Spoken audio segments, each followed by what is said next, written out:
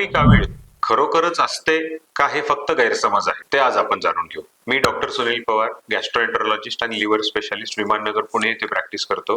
हे चॅनल मी पोटाच्या आजाराच्या माहितीसाठी बनवलं आहे. तुम्हाला रेग्युलर अपडेट्स पाहिजे असतील तर सबस्क्राईब करा आणि बेल आयकॉनवर क्लिक करा. पांढरी कावीळ हा काही वैद्यकीय दृष्ट्या प्रचलित असा शब्द नाही. पांढरी कावीळ बरेच जण हा शब्द वापरतात, पांढरी कावीळ झाली आहे, पांढरी कावीळ झाली आहे, पण ह्याचा अर्थ प्रत्येक प्रदेशानुसार पण बदलतो.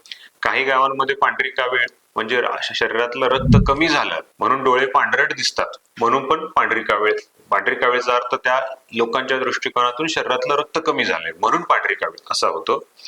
आणि काही लोकांमध्ये पांढरी कावीळ म्हटलं की हेपॅटायटिस बी किंवा हेपॅटायटिस सी आहे असं त्याला समजलं जातं.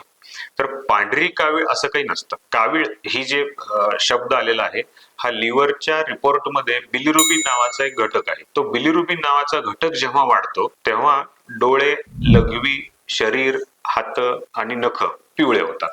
तर कावीळ म्हणजे पिवळसरपणा. पांढरी कावीळ असा शब्द कोणता नाहीये.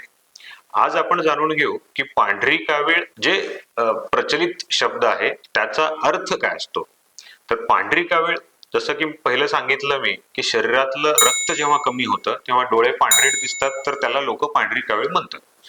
दुसरं हेपॅटायटिस बी आणि हेपॅटायटिस सी हे शरीरात लिव्हरला अफेक्ट करणारे, यकृताला अफेक्ट करणारे विषाणू आहेत. हे विषाणू लिव्हरला हळूहळू डॅमेज करत असतात. त्याच्यामुळे ह्या आजारामध्ये सुरुवातीला डोळे पिवळे होत नाहीत. डोळे पिवळे ह्या आजारामध्ये जेव्हा लिव्हर डिसीज खूप प्रमाणात होतो, 70-80% लिव्हर पेशी डॅमेज होतात तेव्हा डोळे पिवळसर व्हायला चालू होतात.